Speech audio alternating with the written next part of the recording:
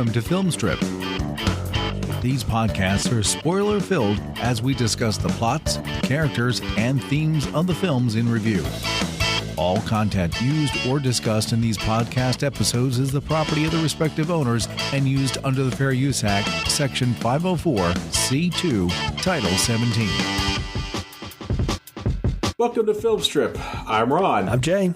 And this is our review of King Kong vs. Godzilla, starring Tadao Takashima, Kenshi Sahara, Yu Fujika, Ichiro Arashima, Miehami Jun Tazaki, and most importantly, Shoichi Hirose as King Kong, and the legendary Haruo Nakajima as Godzilla. Directed by Ichiro Honda, with special effects by the king of the kaiju, Eiji Subara. Released in 1963 on a budget of $620,000, it grossed an impressive $10.3 million at the global box office and $6 million in Japan alone. That's the highest box office attendance figures of any Godzilla movie to date. Now, this movie was an immediate success and has been credited with both saving the Godzilla franchise from dormancy and kicking off the kaiju craze that continues to this day, thanks in no small part to the wild success of this movie. Now, Jay, what history do you have, if any, with King Kong vs. Godzilla? I know I've seen this somewhere along the way. The English version, landed on TBS and stuff growing up, and I know I watched it because any kind of mashup monsters versus monsters, I mean, it's a total boy thing, right? Growing up. Yeah, I know I've seen this. I know the King Kong movies well, know a lot of the Godzilla stuff well. I can't quote it, chapter and verse, but I do know it pretty well, and I know I've seen this one before. And I mean, the reason we're doing this right is because there's a new one out right now as we speak, and in pure film strip fashion, we're going to do like the one from the 60s because that's what we do here. But no, I've seen this before, and I'm just going to go ahead and say it right now. I've always been Team Godzilla. I've always liked the Godzilla monster better. He's my favorite of these two. So it's going to be an interesting discussion to get into because you clearly left out all the white dudes they stuck in this movie to make it the English language version. And that's the one that I watched. I mean, that's the one that I watched too, but none of those guys matter no, they to don't. me. Now, it's funny. I've always been Team King Kong. Maybe it's because I'm a large, hairy gentleman. So maybe Kong and I have something in common. But yeah, I've always been kind of Team King Kong, but at a certain point, it doesn't really matter because Godzilla kind of goes from the bad guy to the good guy to the anti-hero, back to the good guy, back to the bad guy. Big G has been all over the map. King Kong has also been all over the map. But for me, the thing that hits home the most is, as Dino De Laurentiis said for his 1970s version of King Kong, when monkey die, everybody cry. And I'm one of everybody. Yeah, I think that's where I really got interested in King Kong because I saw that right at the right preteen age where Jessica Lange and that unbelievable attire that she had on in that would have been the reason to watch that movie. And 200%. Yeah, so yeah, I that was my introduction to King Kong. Many years later, I saw the one from the 30s, the original, and then I'm one of the few people on earth that doesn't absolutely hate the Peter Jackson version. I think you could trim 45 minutes out of it and you have a great movie, but I think it's pretty good for what it is, and I saw it in theaters. I will admit to the guilty pleasure of the Roland Emmerich Godzilla movie. I saw that in theaters as well. And I've seen the more recent iterations that these monsters have created as well. I mean, I saw the first Godzilla in theaters because Bryan Cranston told me he was the star of it, and that was a lie, Maury Povich style. And so because of that, I didn't see Kong Island in theaters, but I did see it later and regretted not seeing it in theaters because it's really good. Then I went and saw King of Monsters and loved it because I thought that was exactly what that first movie should have been. And I'm pumped. I have held off watching the new Godzilla Kong HBO Max theater release until after we did this review because I didn't want it to cloud my judgment for this one. But yeah, I think the reason I liked Godzilla though, man, my brother and I shared a huge toy Godzilla that where you pull this little lever on the back of his neck growing up and his paper tongue shot out. And I just thought that was the coolest damn thing ever. And so, yeah, always been Team Godzilla. We did Weird Science, a few years ago, and Godzilla kind of shows up in that. It's sort of a T-Rex. It's sort of a Godzilla. It's sort of a lot of things. and Fisher Stevens racially shoots it in the stomach. So that's my background with Godzilla and King Kong. But I want to say though too, I think these kind of mashup movies have always intrigued me because they rarely ever get it right. I mean, Alien versus Predator and Aliens versus Predator Requiem are two very good examples of not doing it right. Freddy versus Jason, mostly not right. I mean, this rarely works, but I am always an easy lay for it. For some reason, I will go for this every time they put it in front of me, even though I know it's not going to be good. And if you're interested, folks, you can find our Freddy vs. Jason review in the Film Strip archives. But with that, I'm going to go ahead and jump right into the plot summary. Unlike this movie, I'm not going to mess around too much. We're just going to go right for it because they can't shoot their budgetary wad immediately, but we can jump right into our podcast because it's free. Okay, so plot summary for King Kong vs. Godzilla is as follows. And it's very long, and I apologize in advance. For a movie with absolutely no plot, there's a lot of plot in this thing. It's amazing how much shit goes on in the movie with no plot. I know, right? Yeah. I'm impressed. Yeah, so we're going to kick this off.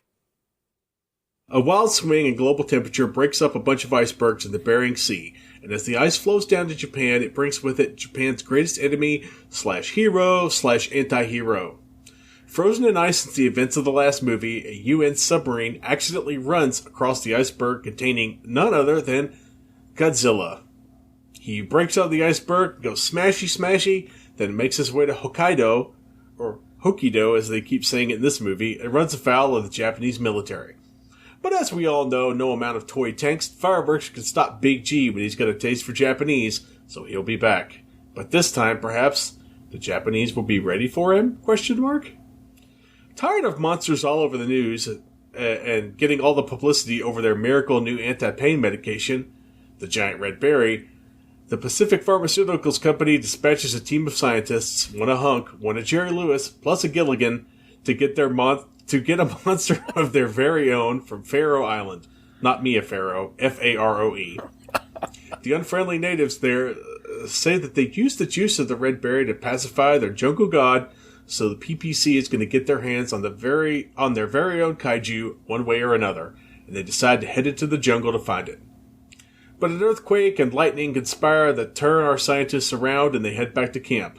However, the thing we thought was an earthquake wasn't an earthquake, it was a giant octopus emerging from the sea.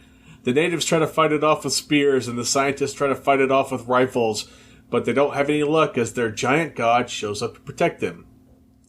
Introducing none other than King Kong. He chases off the octopus and gets absolutely hammered off of the berry juice, but an idea forms during a big racist song and dance number. It wouldn't be a Kong movie without someone trying to make a few bucks off of him, and it wouldn't be a Kong movie without him running wild. Cue Godzilla versus Kong versus humanity? Whoever wins, we all lose.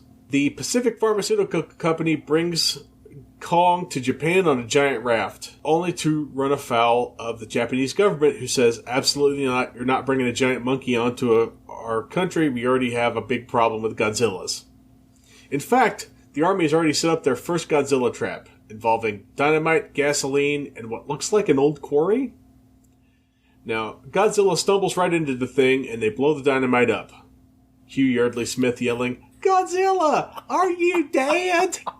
No, he's not dead, he's just pissed off. They set up a second trap for Godzilla, but the electrical wires used only draw Kong in, where he promptly grabs the romantic subplot girlfriend and heads for the closest tall building to try to get his dick wet. The Japanese military try to knock Kong out with rockets full of berry juice because nothing sets the mood like sharing a bottle of wine and some romantic drum music. It works. Kong falls asleep, but as Kong sleeps and they rescue romantic subplot girlfriend, the Japanese military comes up with a brilliant idea.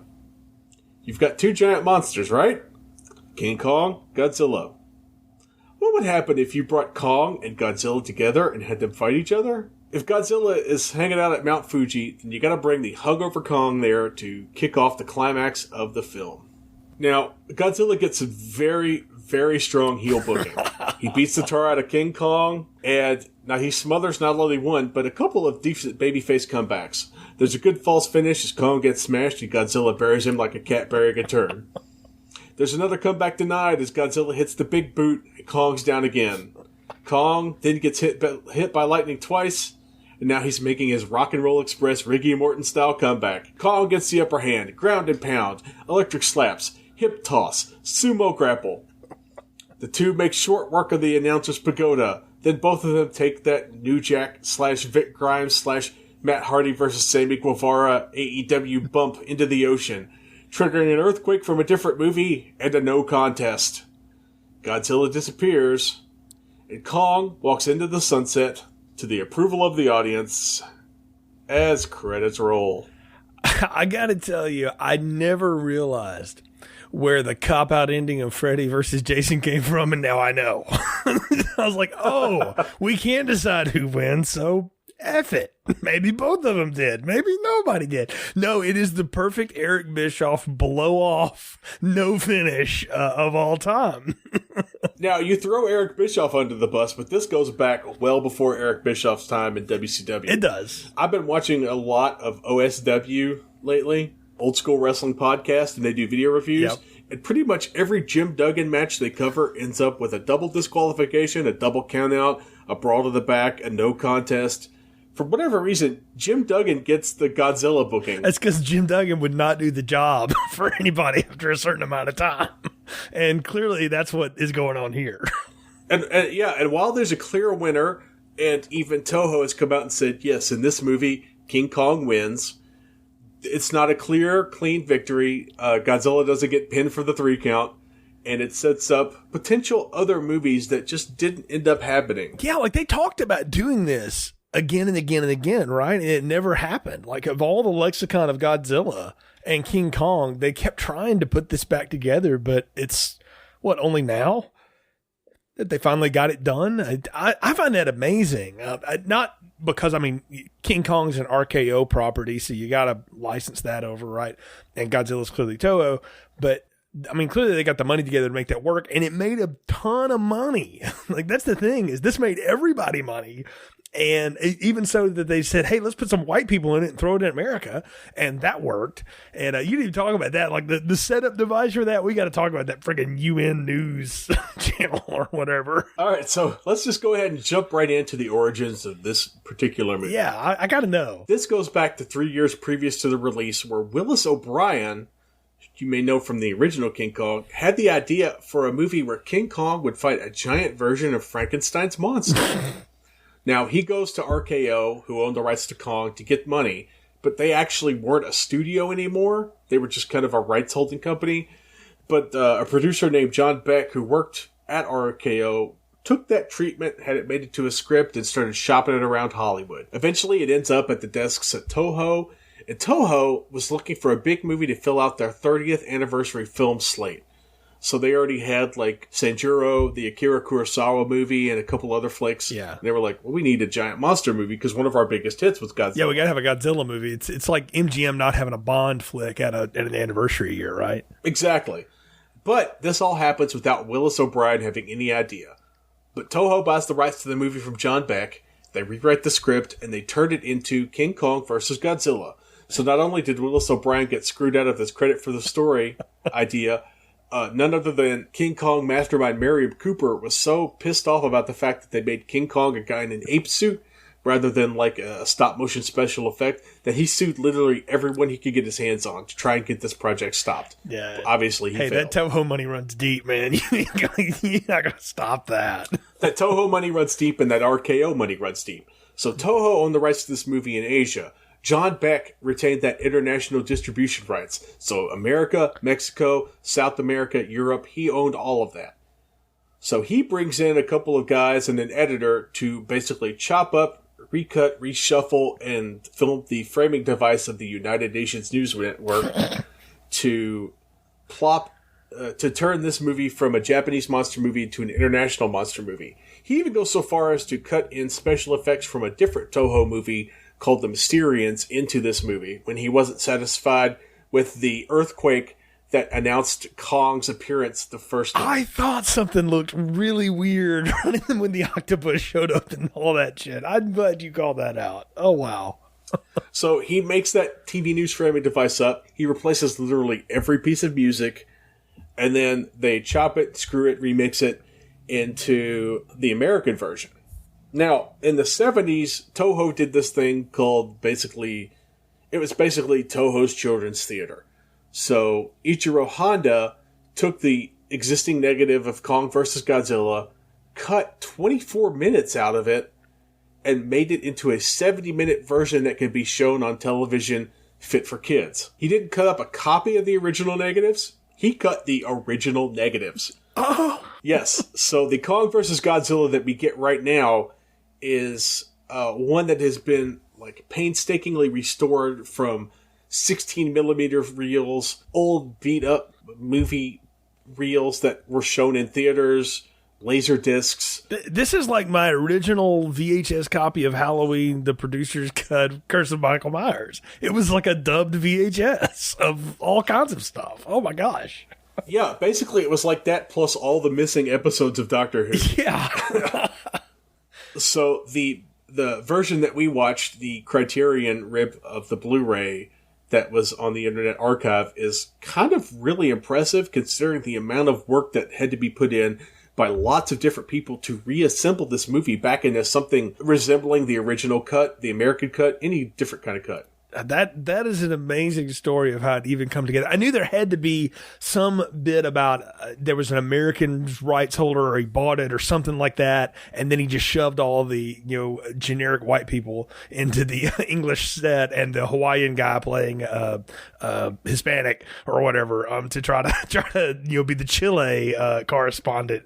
I love the conceit here, and this could only exist in the 1960s before we really got to look at what they were about. That the UN could pull it together enough to actually have a news network. No. Now, I feel like this is what gave Ted Turner the idea for CNN. Yes, and maybe we can blame this for that. Because it's an international 24-hour news network. Yeah, where the guy's just reading off of like pages they just handed him. He's not even teleprompter. He just wheels around in his soap opera, pre-J.R. Ewing recliner and says, "Here's the latest news from Japan," and he just does the generic white guy thing. And it's funny though, man, because I'm watching this and I'm cracking up, going, "How quaint that like movie audiences again. The world is no internet. Like you have to think about the '60s. People would have no idea that like that wasn't how it was supposed to be." Because this was the Nickelodeon middle of the day matinee kind of flick. This is a B monster movie from the 60s. This is running next to The Blob and Them and all that shit. Now, what's funny is John Beck claims to have spent $200,000 in the process of Americanizing this movie. But all that said, now the original movie itself is beautiful. It's shot in widescreen. Mm-hmm. It's the first color Godzilla movie. It's one of the first Toho movies to be released with a stereo sound, with a stereo soundtrack. So it sounds great. Mm-hmm. It looks really good. It's super well shot, at least the Japanese portions. Now, how bad is that UN News set? All I was thinking about was the MRI set from After Last Season, which was somebody's grandma's extra bedroom or something like that. Like literally, like you wrote that down and I was like, yes, it is somebody's like, or it's that room at the top of the church annex that has that little fake stage on it where they do the puppet show for the kids. Cause that's what it looked like to me. That's where I was going with this.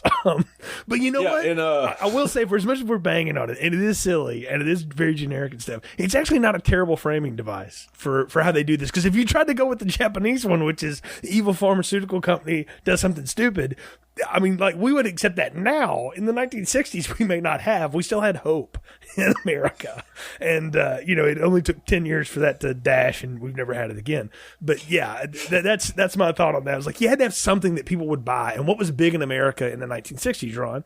Your nightly newscast, Walter Cronkite. You invited him into your living room, and that's essentially what they're using as the setup here. So I'll give him credit for finding a way that would have spoke to audiences at the time. Now, he does have a great voice. We'll put it that way. He does sound good. He looks the part, but you can see the tacks that are holding the UN flag up to the wall. You can see the map. You can see creases in the map where they unfolded a map of the world and just stuck it on a piece of cardboard. It does not hold up to HD. It does not hold up to... It would hold up to VHS, possibly. Yeah. But that's even kind of stretching it. I mean, I had this playing on my 70-inch television at home, and I can tell you, it's not. No, you can see all the seams, all the cracks. In the American stuff, I gotta really applaud the Japanese part of this. When we've got, and I know it's 2 men in suits, honestly, they do a hell of a performance to not make it feel like 2 people in suits. And all the other stuff in Japan looks amazing. I mean, it's really well shot. Eventually, we're going to have to talk about the dubbing that was done because that was awful. But the shots look great. The color's amazing. Now, did you notice that one of the people dubbed into the romantic subplot was clearly June Foray? I didn't know that until you mentioned it. I was like, that's the voice of Rocket J. Squirrel from Rocky and Bullwinkle, among other things. I'm like, yes, I know this voice. And then I read your notes. I was like, that's who that is. Yes. So yeah, I was blown away by that. I gotta say, it's a great way to set us into motion for all the crazy stuff that's going to happen in this movie. And I think it's hilarious that a UN submarine gets stuck on an iceberg, which is holding Godzilla. And I didn't know that about like the previous movie it was held. So I had to look that up. And I was like, did Godzilla get trapped by a glacier or something? And sure enough, that was great. I'm like, man, we're paying that off from way back. That's continuity for you. Yeah, I believe it was, 7 years between this movie and the last Godzilla movie? Yeah, I mean, they're really going into it, which, to go forward again to our Freddy versus Jason action, where were those two characters when they finally hooked up? Jason was in hell because of Jason Goes to Hell, and Freddy had been forgotten because everybody in Elm Street started taking drugs. And that was it. So I was like, I'll give them credit for finding these two people, these two main characters, not people, these animals, monsters, whatever, where we last left them. Now, speaking of drugs, how do you feel about the subplot involving Soma, the mystery liquid made out of the giant red berries? I'm just sitting there going, somewhere Aldous Huxley's going, that's not what I had in mind. But okay, if that's what we're going to do. There's a whole bit of jingoistic other that's a part of this movie that you just have to accept about these kind of movies as to how they operated. That somewhere deep in a jungle there's this mysterious flower that can cure everyone. I think there was an Anaconda sequel about that too, by the way, Blood Orchid or something like that. Yes, yeah. Anaconda Search for the Blood Orchid. I thought it was, and that may have to come down the line eventually too, but I remember that, and I'm like, okay, so this is kind of a recycled plot, but here's where it starts. But then I started digging it through the internet. I said, oh no, it didn't start here. It started way back. Like, we've always had to go find the mysterious tribe of the Hidden Mist and their secret flower of youth forever or whatever. And I love it though that like the pharmaceuticals company is like, we just need something that knocks everybody out. So essentially what we're seeing is proto-NyQuil happen. And that's what I find amazing. Yeah. Now they have to journey to Faroe Island to get that proto-NyQuil. Mm-hmm. Except NyQuil is mostly just alcohol plus some chemicals. And in this case, it's just the juice of a big red berry. But they have to go to a very interesting island that I have dubbed Blackface Island. Now, quick question. It's still racist for a Japanese person to put on brownface, right? Yes, completely. But that's basically our big introduction to our main hunk scientist and his goofy sidekick. Corns the Coward is what I call them, because he's always talking about his corns and how they detect monsters, and he's practically wetting his pants every time they do anything. Yes. They have a sidekick that I can only describe as brown-faced Japanese Gilligan, because he's wearing the boonie cap, and he's like simpering around like a Gilligan type character. Completely. He's you know what he is? He is the proto version of Nervous Ron if you've ever played GTA 5. That's who that character is. Oh. So that's what I think he is, at least. Good catch. Yeah. Now, to me, he was just brown-faced Gilligan, and I'll call him brown-faced Gilligan throughout the whole thing.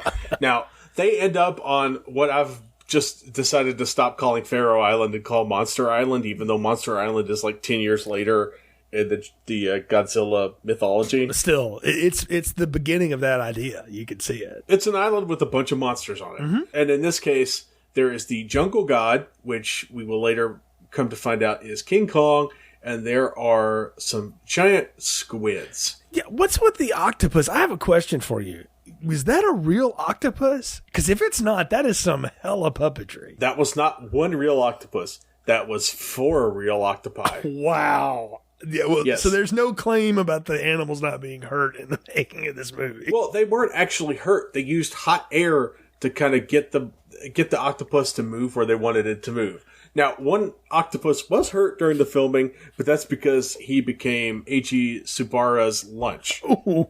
Literally, one of the octopus was eaten for dinner by the special effects coordinator, and the other 3 were let go. Wow. There also was a puppet octopus that you see Kong wrestling with, and that was basically a toy octopus that they covered with plastic wrap to make it look slimy. Yeah, I saw the saran wrap, because the octopus changed colors from its reddish brown, because all of them look the same. And then when Kong picks it up to power bomb it, I'm like, oh, it's all of a sudden very clear. Do octopi change color around them? Like I know squids can, but I didn't know they could camo like a chameleon. But now that you say it's covered in saran wrap, it makes a lot more sense. Now they may not be able to, but either way, Kong kicks the crap out of this squid.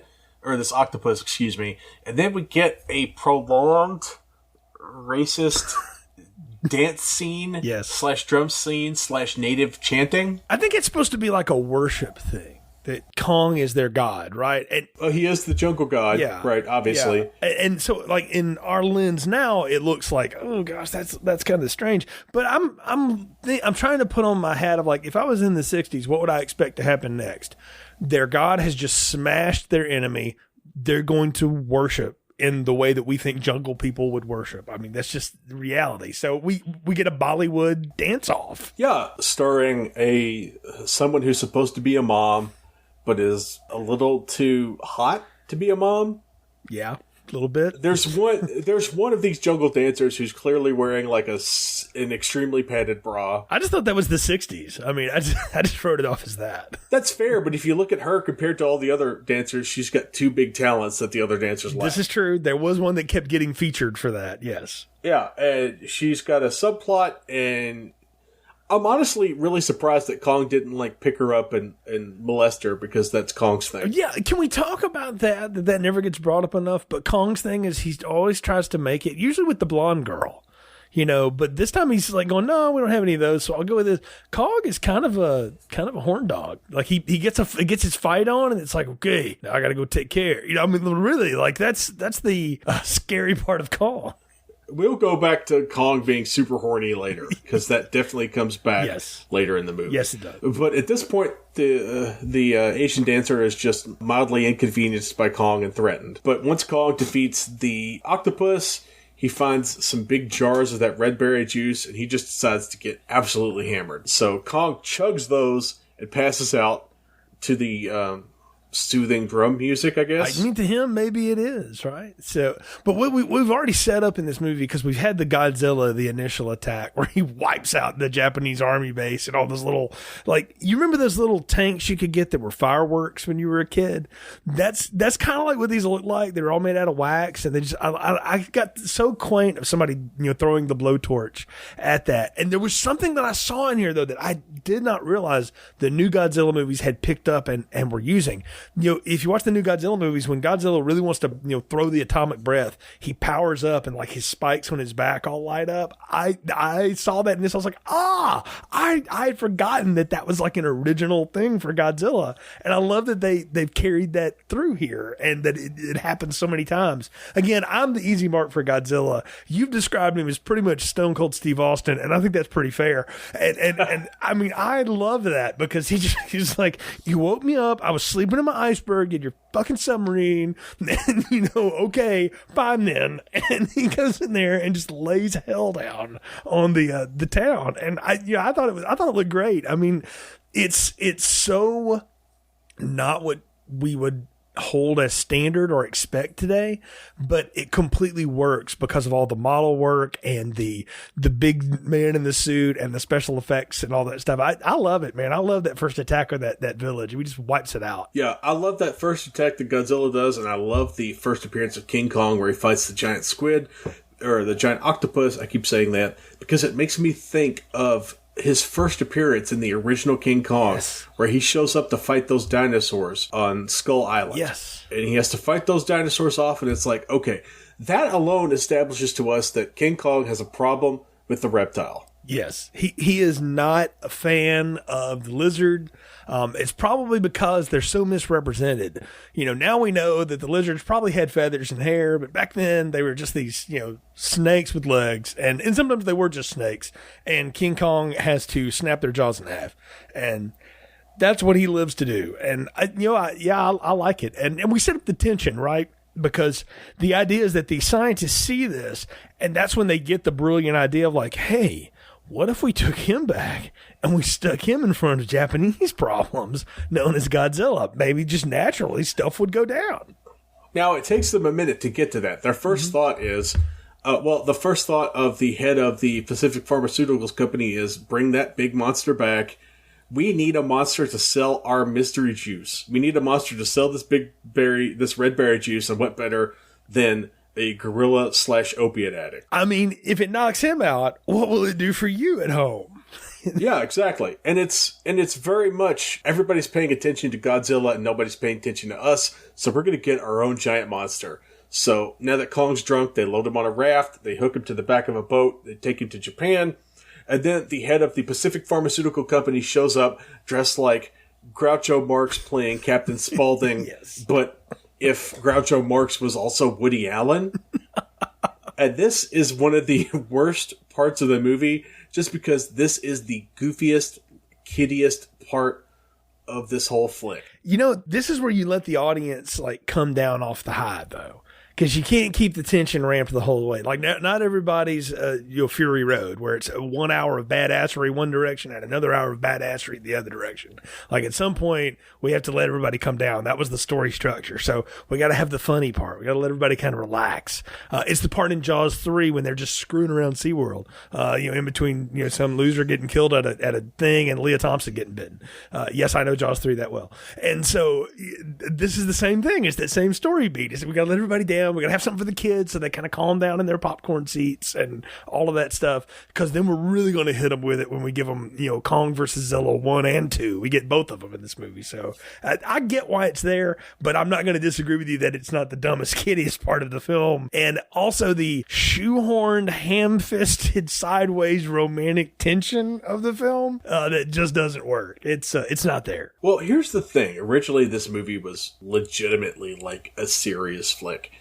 But in Ishiro Honda, when he wrote the script, he took the idea of the monsters fighting, he added all the parts about the satire of the Japanese television industry and the pharmaceutical company. He added all that stuff. He was highly critical of commercials. He was highly critical of the concept of television ratings. He was very much a guy who was supporting the BBC model and not the American model of television. And Japan was very much the American model, where ratings mattered and eyeballs mattered. Now, Eiji Subara, the special effects guy, was the dude who had the idea to make Godzilla more child-friendly, and that was actually kind of a big point of contention between him and the rest of the special effects crew and Ishiro Honda, because they were all like, no, and Eiji Subara was like, yes, this is our bread and butter. These kids are our bread and butter. So he's the one who pushed for the whole child-friendly part, and Honda pushed for the whole part where it was basically a satire of the TV industry. You got those two competing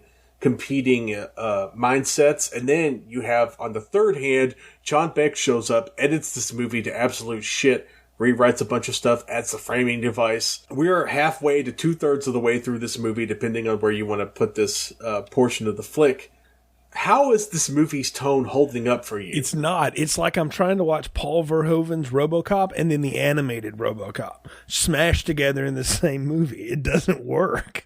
It's all over the place. And while I gave the movie the pass for this is where you have the come down and you let everybody kind of chill, you don't change the movie that they're watching in the middle of it to something else, unless you're, the friggin' Coen brothers or something. And that is not what this movie is set out to be. By the way, can you imagine a Coen Brothers Godzilla King Kong movie just for a second? No, it would all be from the point of view of one of the cameramen for the news crew or something, who's just 3 days from retirement and ready to not be there. But anyway, I digress. But no, it's a little all over the place. And had it continued on another 4 or 5 minutes like this, I was going to message you and go, Ron, I don't know that I can finish this.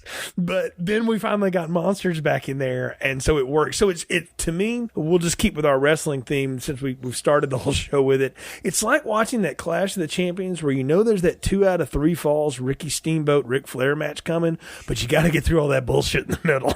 And it's a long way to get to that 2 out of 3 falls match, I'm going to tell you. Yeah, definitely. And one good thing I'll say is they don't waste a ton of time on any of these subplots.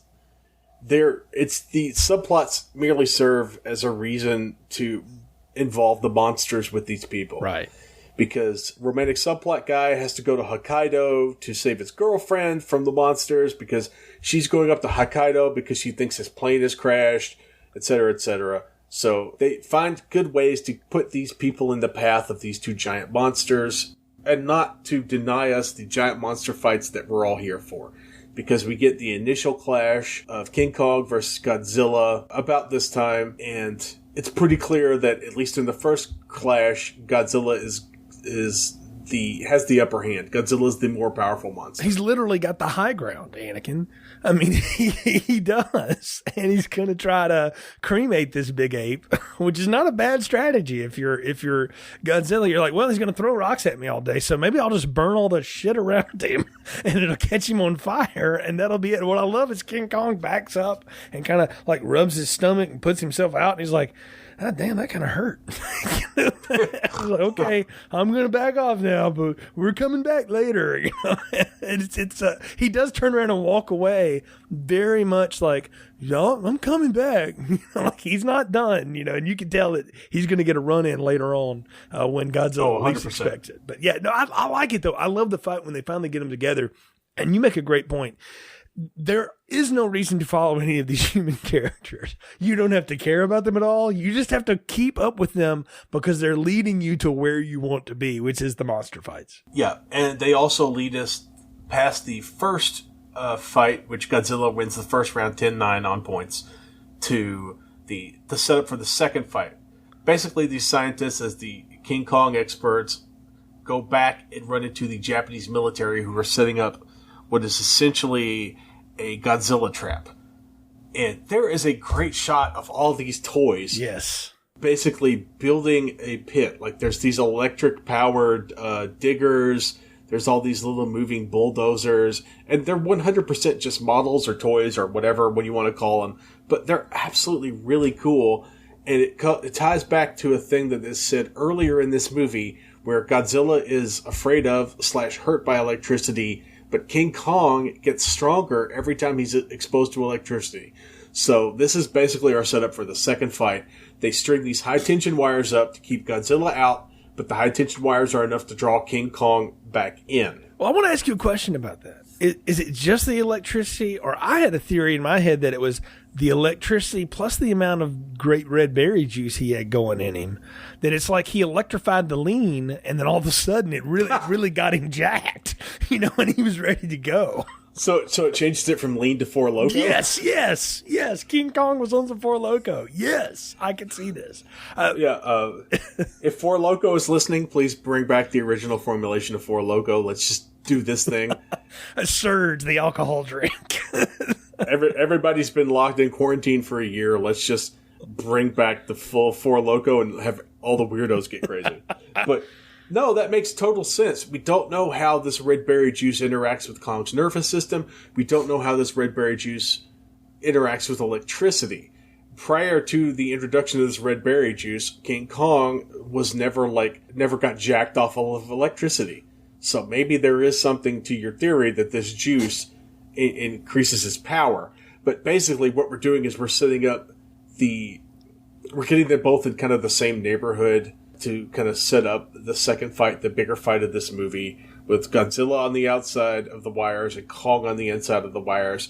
And a bunch of Japanese people fleeing in all directions. So when you told me this was supposed to be Godzilla versus a giant Frankenstein monster, there's something that happens in the last part of this movie that they feel like they just left that in there, where King Kong is down for the count, and then he gets struck by lightning, Jason Lives style, and then he's back and he's badder than ever.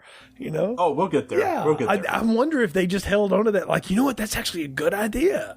But before we get there, King Kong has to finally get his hands on a hottie. Yes. So he goes into the wire, and he ends up grabbing a chunk of a train, and he grabs Science Hunk's girlfriend, who is very pretty, and she's wearing a bright yellow dress, so that ties back into your thing about Kong having a thing for blondes. Mm-hmm.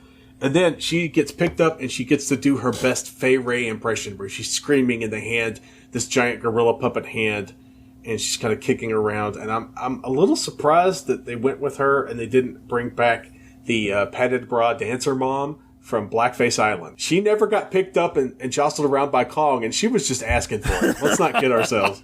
Like, her whole point in this movie is to be menaced by Kong, and they have the opportunity on Monster Island and they ignore it in favor of this romantic subplot girl who's, I've never known her name. I refuse to learn her name. I'm telling you, it's the golden dress, man. It's the blonde thing. It's Kong has a thing for the blondes. It's well established in cinema history at this point. He will not break for brunettes. He goes for the blondes. That's what he does. He goes for blondes, but I guess a Japanese woman will get a pass from him as long as she's wearing yellow. She's wearing yellow, and she's screaming incredibly loud, which is also I think it's a thing for Kong. It's like, yes, the more you scream, the more the red berry juice pulses, or whatever. Like, I know we're sounding like a couple of Tharios here, but it's true. Like, watching the movies, the more they scream, the more Kong is like, oh yeah, that's what you want, right?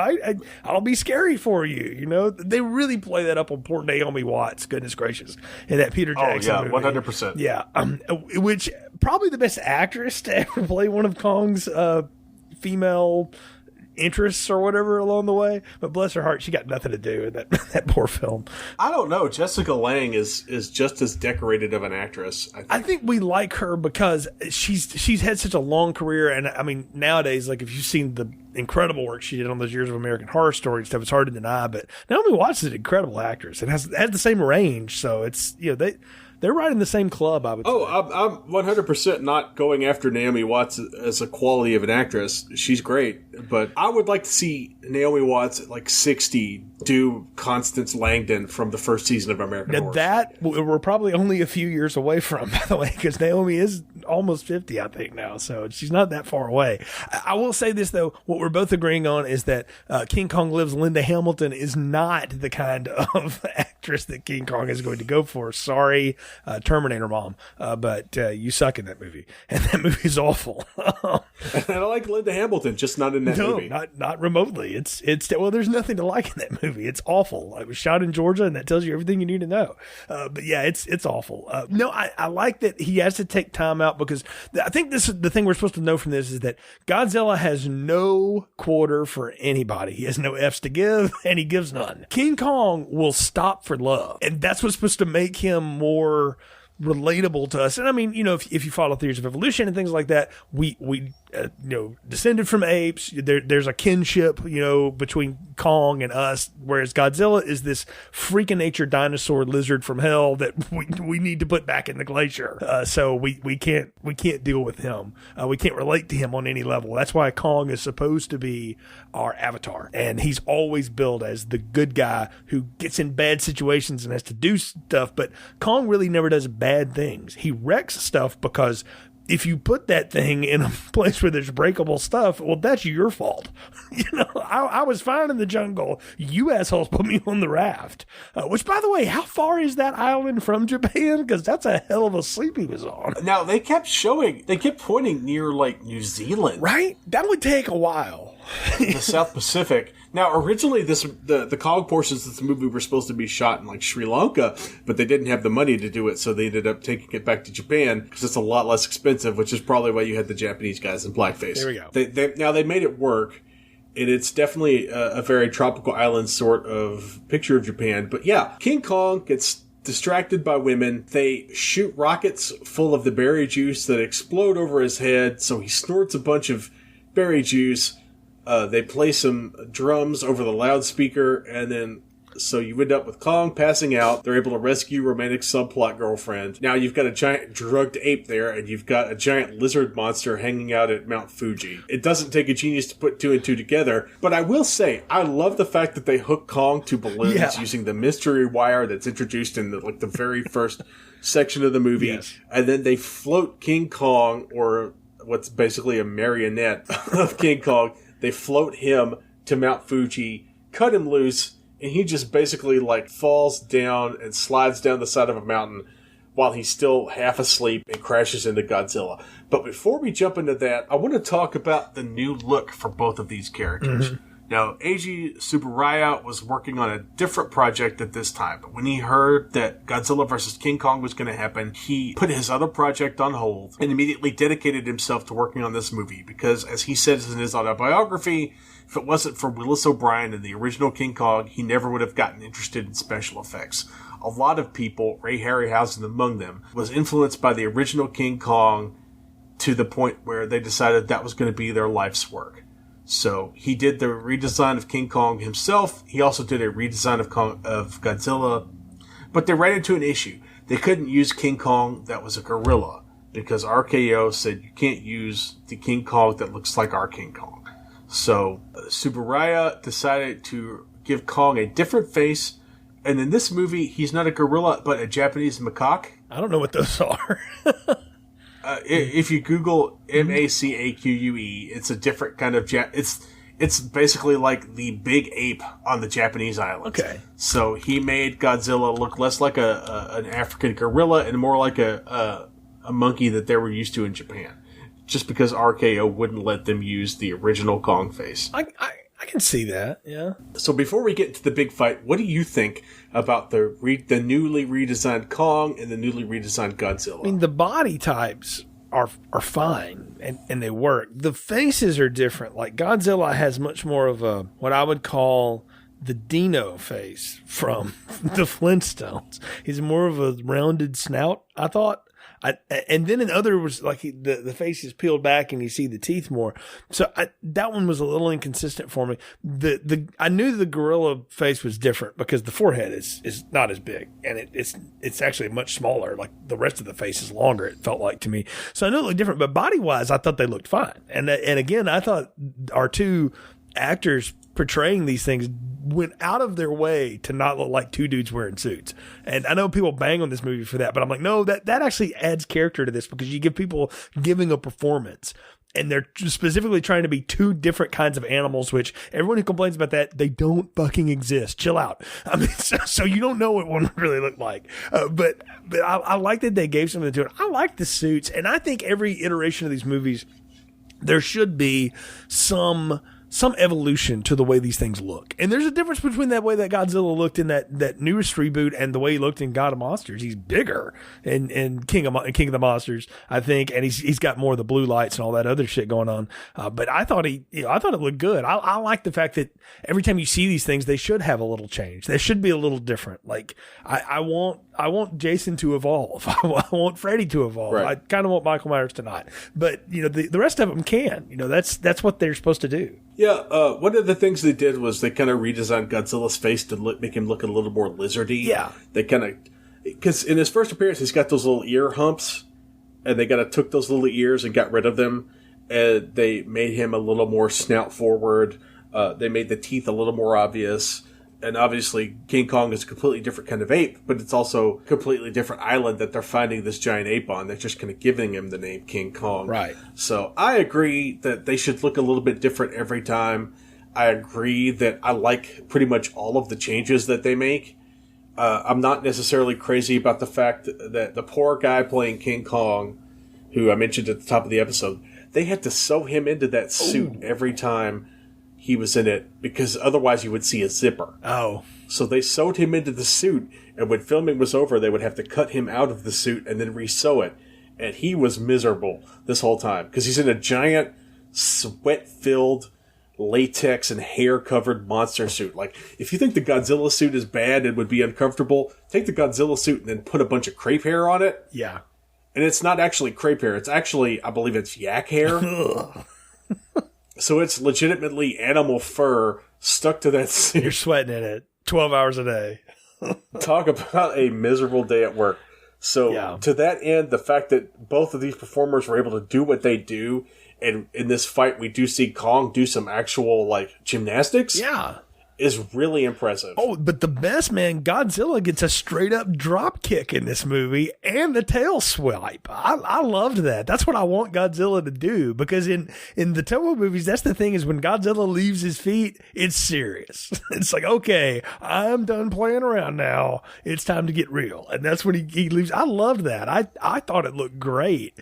And again, these guys, what I love is that they're just destroying everything around them as they should. That great temple, gone, that iconic piece. Yeah, no, we're going to walk right over that, because that's what you do in these movies, right? In Independence Day, they blow up the White House and the Capitol Records building because that's what you want to see in this movie. So, no, I loved all of that, and I loved how it was staged, too. Even if it is a little wonky how they get them together for the final fight, we knew it was going to happen eventually. We needed to get there. The balloons were funny. The sliding down the mountain was kind of cheesy, but the rest of it, I was okay. I would have been better if Kong was coming over on the balloons and Godzilla started like popping the balloons with the atomic ray. That would have been cool.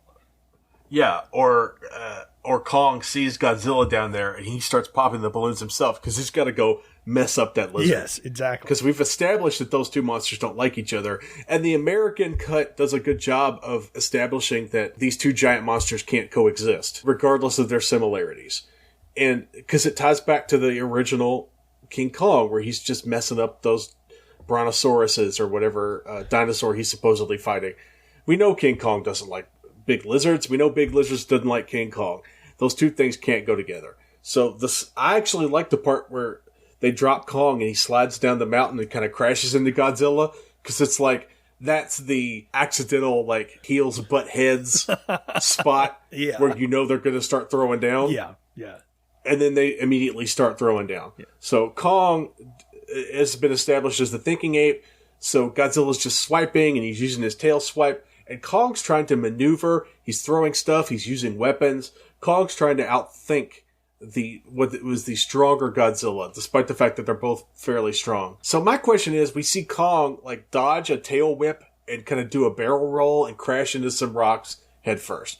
So Kong is the thinking one, but do you think he's like overthinking this fight a little bit? Yeah, because he's been burned by the atomic breath and he doesn't want any of that smoke? Completely. What he needs to do is go in for the throat and choke slam this fucking lizard off the side of the mountain. And that's pretty much what he's eventually going to do. Is decide, if I get in close, he can't power up the breath enough, which is, I think, is an interesting trope with Godzilla. Is he can do? He's going to keep you at the distance. He's going to Lennox Lewis your ass to death. But if you get inside on him, you can bust him up. And that's what Kong is trying to do. He's just outthinking it. Yeah, to me, it was like the Arturo Gatti versus Mickey Ward boxing match, yes. One of my favorite fights of all time, where Gatti needed to keep Mickey Ward on the outside. So he was jabbing, and Ward would just eat those jabs just so we could get close enough to throw that body shot. Mm-hmm. Kong is like eating the fire breath, eating the slaps, just to get close enough to get it within grappling range, because that's where Kong has the advantage. So we see Kong get in close a couple of times. We see Kong do a good hip toss where he throws Godzilla. We see Kong do some good grappling, some good sumo slaps. It's not a hip toss. It's an arm dragon twist. I got to ask you a question, though. Do you think somewhere in 1975, Sylvester Stallone is sitting around with people and they're going like, how are you going to do this last fight slide? He's like, you ever see that King Kong Godzilla thing?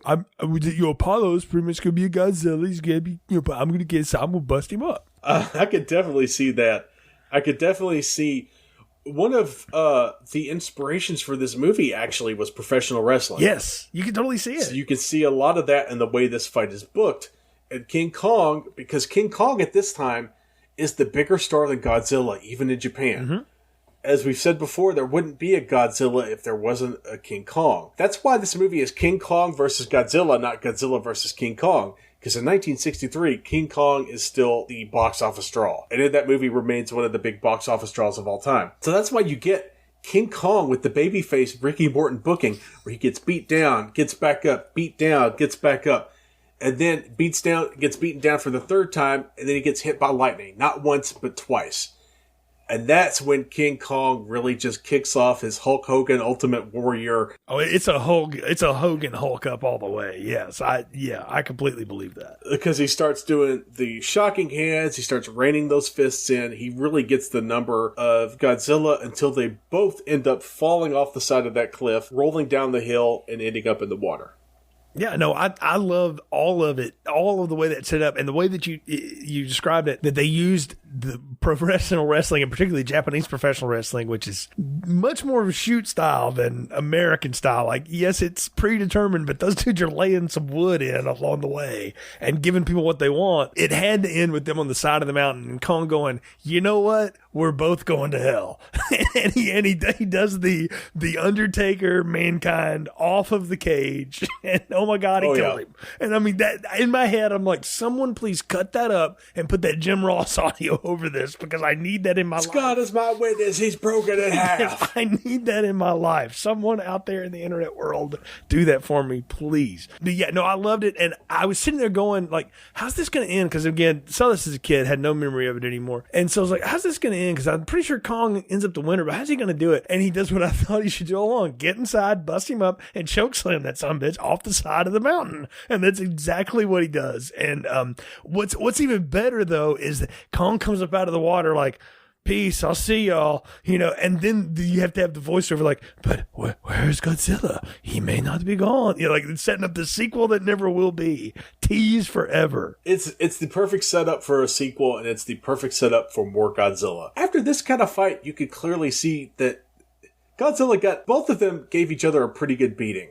But you could definitely see that Godzilla had gotten the good beaten into him, because if it almost feels like they did not a double turn, but a face turn at the end, because it's like King Kong just walking off as kind of the "I respect you" handshake that turns the heel baby face in professional wrestling terms. Yeah, totally. And I don't know, I liked it. I thought it was fun. It's the exact way this has to be booked. I mean, that's exactly what this should end like, because even though, I did give Eric Bischoff crap for it about the no finish side or whatever, there's actually like some good booking psychology to that. This isn't the blow off. We're not ready for that yet. We've got to set up the tension. And so I liked it. I thought it was fun. And again, you have to have your useless humans come back and be a part of this in some way. So that gives them a reason to exist, to go, but Godzilla's not dead. I don't see him floating, right? Yeah, it's clearly set up to be a no finish. That is still, the crowd gets to pop and everybody gets to go home happy. Yes. But what about you, Jay? Are you happy with this movie? Let's get to our final thoughts, our recommendations, and our popcorn ratings for King Kong versus Godzilla 1963. I gotta say, if you're going to bother with the new movie, and you probably already have at this point, if you're going to watch that stuff, you owe it to yourself to go back and see the origins of these creatures, not just as homework. But there's so much of this that they still use about the creatures, and even the human side of it too. The human characters in the new Godzilla series of movies are as useless as any of these. They really are. I'm sorry, they just are. Sorry, good Olsen sister and Aaron Taylor Johnson and Coach Taylor and all the other people I love who are in those movies, but Ken Watanabe, but you're all worthless because it's really about the two monsters. And so watching this movie, I have to judge it not on the human stuff, because I know that's worthless. What's the monster fights worth? And those are really fun.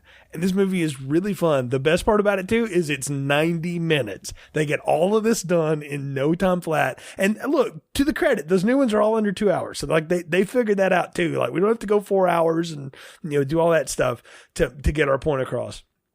This movie goes by quick. It's an easy watch, total fun. I give it a large popcorn and do high recommend. I think it's a lot of fun.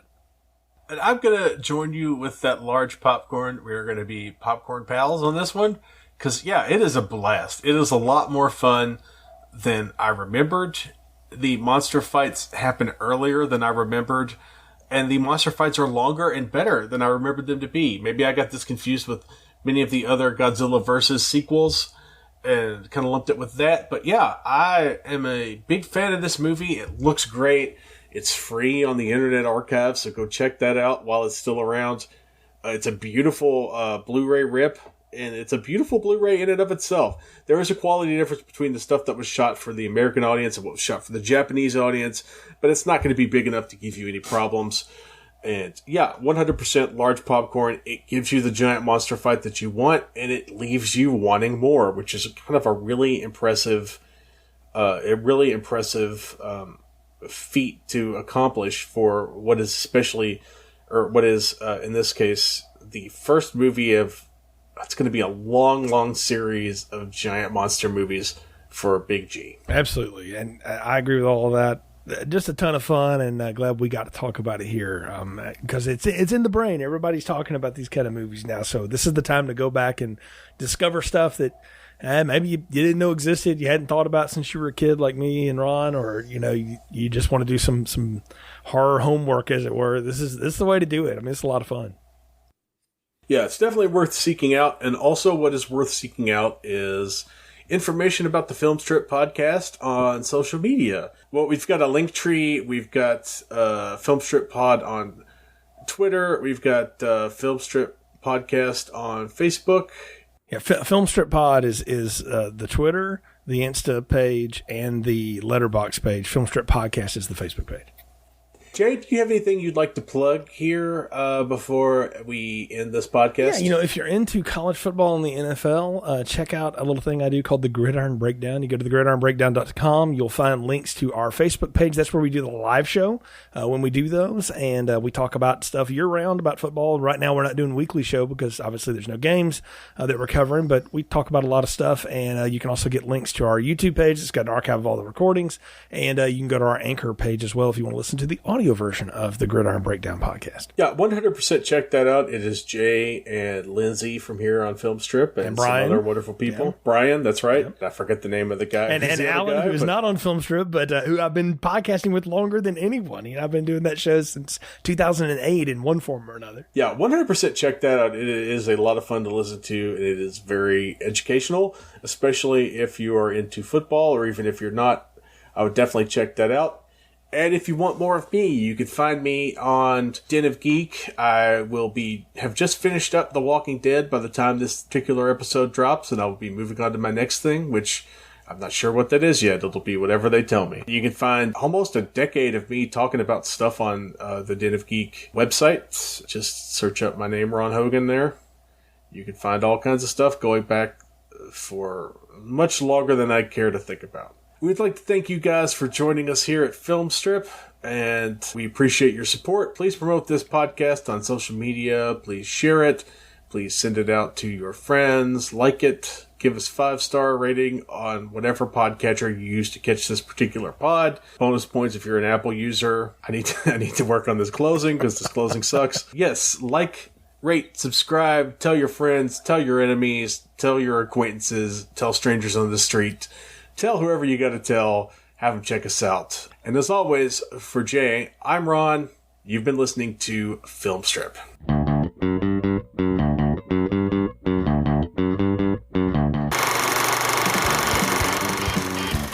Thank you for listening to Film Strip. You can find more episodes on our website, filmstrippodcast.com. The Film Strip theme music is produced and performed by Frozen Lake 121. All content used or discussed in these podcast episodes is the property of the respective owners and used under the Fair Use Act, Section 504, C2, Title 17.